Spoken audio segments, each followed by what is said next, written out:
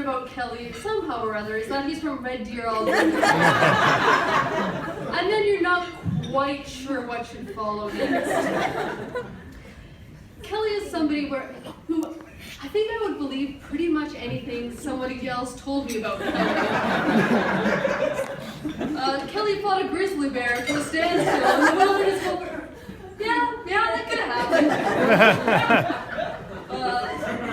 Kelly, on a weekend vacation, went to a town in deep Alberta and ran some scam that had a crowd of rednecks run him out of town. I didn't believe that one too.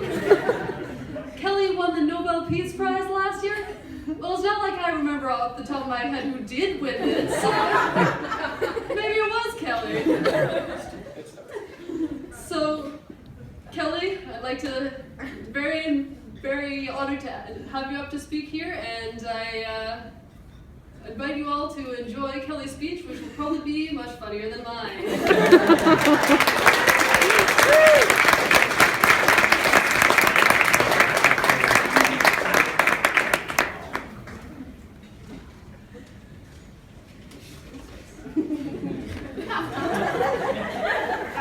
It was a black bear.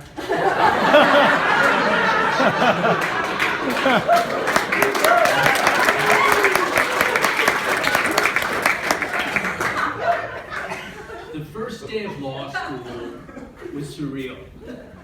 The gift bag alone made me feel like I made it.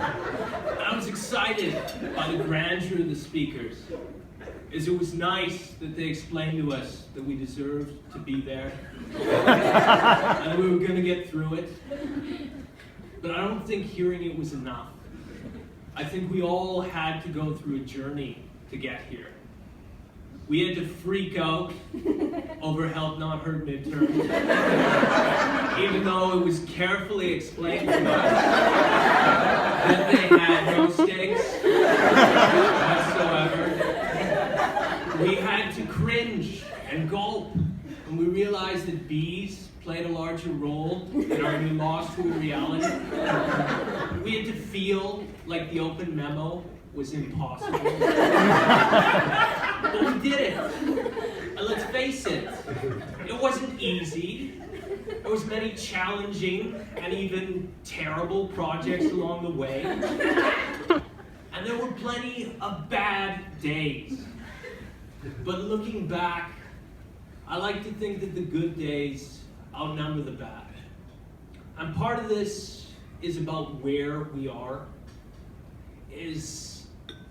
It should not be lost on any of us that we have had an opportunity to go to school in one of the nicest places in the world. I encourage all of you to think back at the serenity that a nearby hike or trip to the ocean has brought about. Or think about the number of times you've looked out the classroom window and been lucky enough to see a family of deer grazing just a few feet away. This place is obviously special. But if I'm being honest, what's made the last 3 years so positive has less to do with where we are and more to do with who we are.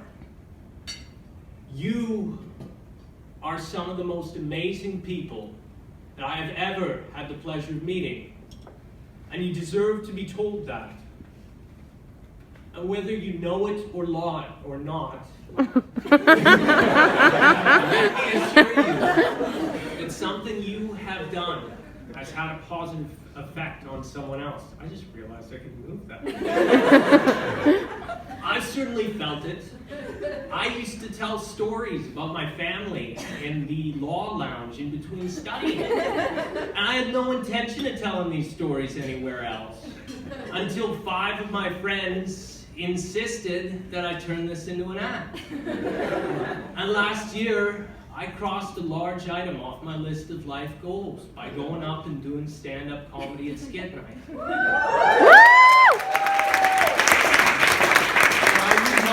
Been on that stage, and I probably wouldn't have been on this stage were it not for Niles, Caitlin, Ibrahim, Nojan, and Sebastian, who are always there to encourage me.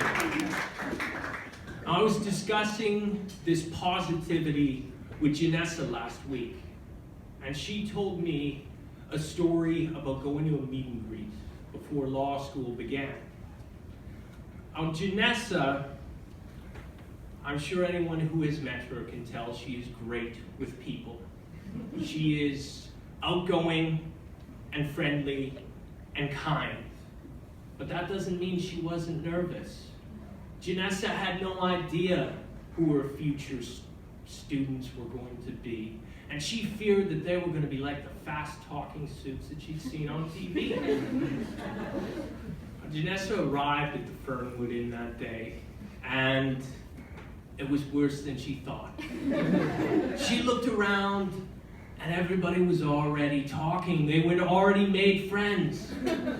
And she stood there and she thought to herself, oh no, everyone already knows everyone else, except me. And at that time, Janessa began to sweat. That was the detail she mentioned. And she started thinking about spending the next 3 years by herself. But then she sat down with Leela and God. And Janessa immediately felt safe. The three ladies chatted that evening like old friends.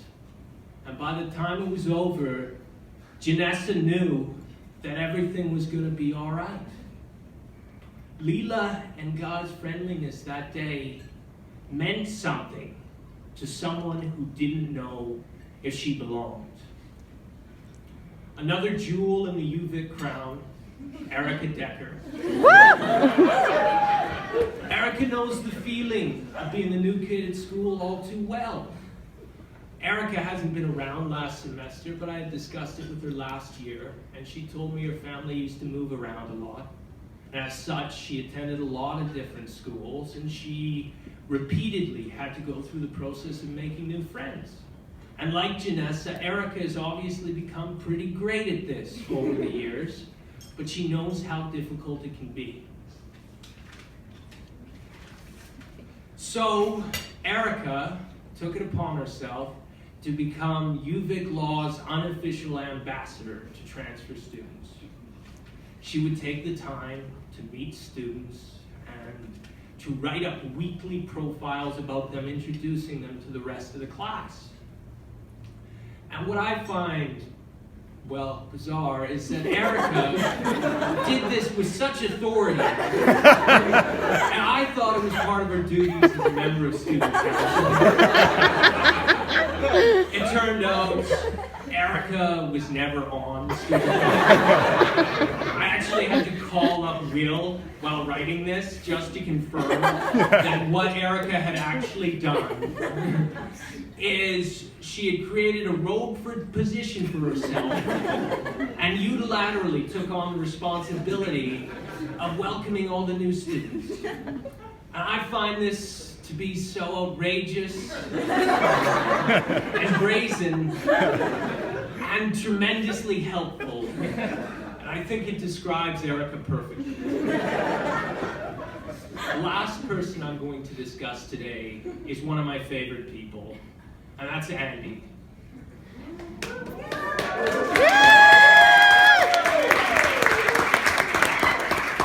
As many of you probably know by now, I like telling stories. And I appreciate that you guys have been gracious enough to encourage me. But I didn't want this speech to be about my story. I wanted to stand up here and tell your stories. So I put up a Facebook status and waited for the emails to flood in. Andy was pretty much the only one. And so Andy told me a story about a time that she was feeling low. And I don't think it needs to be explained to any of us that law school can knock you down a few pegs. And it can be difficult to get yourself back up. And as Andy tells it, she was sitting by the lockers one day and she was feeling particularly bad. And then Derek Ball showed up. And Derek automatically had cookies all the time. I think he brings it just for this purpose. And he gave Andy a cookie, and he said to her it was going to be okay.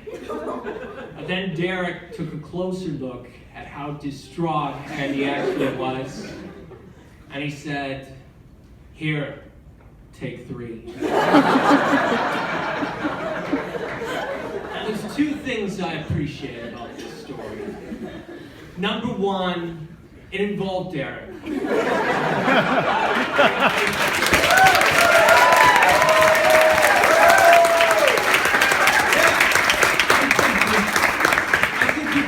Agree that Derek's probably the most likable guy any of us have ever met. I know he is that I've ever met. I'm just throwing that in for the rest of you guys. It's literally impossible to have a conversation with Derek and not feel better afterwards. It can't be done.